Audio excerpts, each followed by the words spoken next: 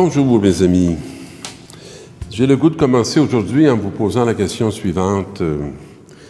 Quel est le rapport que vous avez avec vos souffrances? Est-ce qu'elles vous révoltent? Est-ce qu'elles sont pour vous insignifiantes? Est-ce qu'elles ouvrent vos oreilles? Ou est-ce que vous les accueillez dans une confiance en Dieu? C'est un peu la première parole qu'on a dans les lectures de cette semaine. Dieu, mon Seigneur, m'a donné le langage d'un homme qui se laisse instruire. Si on croit savoir tout, on est complètement dérouté par ce qui est désagréable, ce qui pourrait sembler être un rejet, un oubli de Dieu. Si une femme enceinte s'attend à donner la vie comme si c'était une facilité même, comment pourrait-elle vivre sa grossesse dans une espérance? Alors, comme fils et filles de Dieu, nous avons enfanté ce qu'il y a de meilleur en nous. Et cet enfantement ne peut se faire sans accepter les souffrances qui l'accompagnent, les purifications à laquelle elle nous conduit. La parole me réveille chaque matin et chaque matin, elle me réveille pour que j'écoute comme celui qui se laisse instruire. Une vie dévidée de l'écoute de la parole va être bien mal munie pour faire face à la réalité. Le Seigneur Dieu m'a ouvert l'oreille, mais comme des petits-enfants, parfois, lorsque les choses leur déplaisent, on se bouche les deux oreilles et on fait des crises parce qu'on ne veut pas entendre, on ne veut pas reconnaître et on ne veut pas se laisser travailler par la réalité. Le Seigneur Dieu m'a ouvert l'oreille et moi, je ne me suis pas révolté. Je ne me suis pas dérobé. On peut facilement passer notre vie en fuite. J'ai présenté mon dos à ceux qui me frappaient et mes joues à ceux qui m'arrachaient la barbe. Je ne me suis pas caché, je ne me suis pas protégé du monde, ni de ses agressions. Je n'ai pas protégé mon visage des outrages et des crachats, et le Seigneur est venu à mon secours. C'est pourquoi je ne suis pas atteint par les outrages. Pourquoi j'ai rendu mon visage dur comme pierre, et je ne serai pas confondu, parce que ma confiance est dans le Seigneur. Le Christ Jésus va nous dire, l'Épître aux Philippiens, il n'a pas jugé bon de revendiquer ses droits d'être traité à l'égal de Dieu. Et il est devenu semblable aux hommes et reconnu comme homme à son comportement, donc très semblable à nous, très proche de nous et de notre réalité. Il s'est abaissé lui-même en devenant obéissant jusqu'à mourir. Pour nous, on serait porté à mettre des limites, mais Jésus, il n'en met pas. Obéissant jusqu'à mourir. La mort peut faire partie de l'obéissance à la volonté de Dieu. Pas parce que Dieu veut qu'on meure, mais parce que Dieu souhaite notre obéissance, parce que c'est ce qui nous grandit comme hommes, comme humains. Et c'est pourquoi Dieu l'a élevé au-dessus de tout. On n'en est pas là, mais on tend à le devenir, être élevé au-dessus de tout, accueillir les bêtises du monde, accueillir les mensonges du monde sur nous, les injustices, et s'élever au-dessus. Entrer dans la confiance d'un amour qui est au-delà de toutes les mesquineries qu'on peut expérimenter et rencontrer.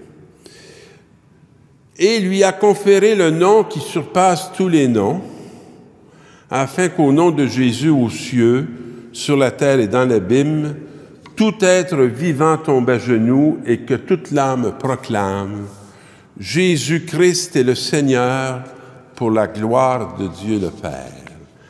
Alors, ce beau nom de chrétien nous conduit à cette réalité lorsqu'on l'accomplit. et ça prend toute une vie pour l'accomplir. Et voici que les disciples et Jésus s'approchent de Jérusalem, donc un lieu va être un lieu fort exigeant pour Jésus. Et ils arrivent à Bethphagée, sur la pente du mont des Oliviers, et Jésus envoie 2 de ses disciples pour aller chercher au village qui est en face de vous. Vous trouverez une ânesse attachée et son petit avec elle.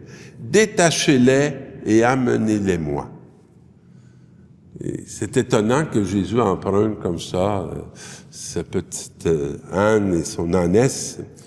Et si on vous dit quelque chose, vous répondrez, le Seigneur en a besoin et il les renverra aussitôt.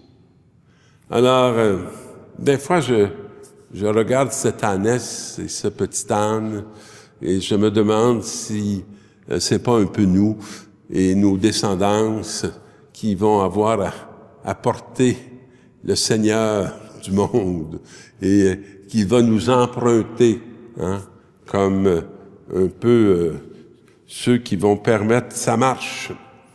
Alors, ça s'accomplit. Et quand il arrive dans la ville, on dit, « Voici ton roi qui vient vers toi, humble, monté sur une ânesse et un petit âne », qui fait écho à une parole de l'Ancien Testament. Et ces gens qui connaissent très bien l'Ancien Testament reconnaissent l'accomplissement de la parole. Et ils déposent sur eux leur manteau. Jésus s'assit dessus. Et dans la foule, la plupart étendirent leur manteau sur le chemin. C'est beau ce geste de dépouillement. Ce geste où on se met un peu à nu, on se dégage de ce qui nous couvre, puis on se montre dans toute la simplicité de notre être. Et d'autres coupaient des branches aux arbres et en jonchaient la route.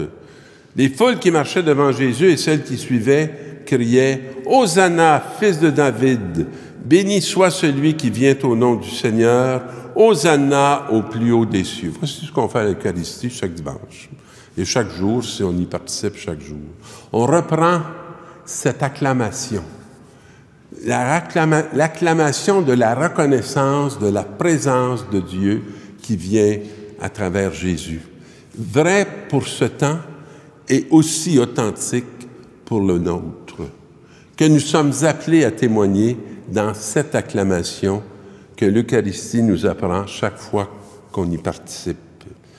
Comme Jésus entrait à Jérusalem, l'agitation gagna toute la ville et on se demandait « Qui est cet homme ?» Alors, c'est comme si personne était indifférent à s'interroger sur l'identité de Jésus. Et les foules répondirent « C'est le prophète Jésus de Nazareth en Galilée. » Mes amis, j'aspire au jour où, en voyant un chrétien, les foules vont s'interroger « Qui sont ces hommes?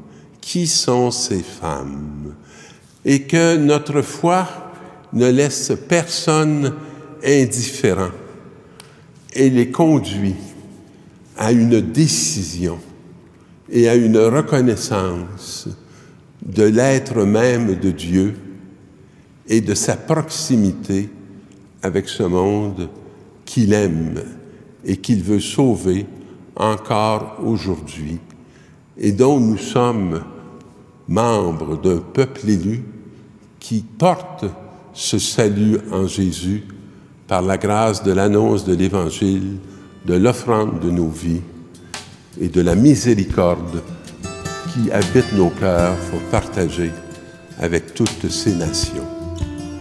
Bon chemin vers Pâques.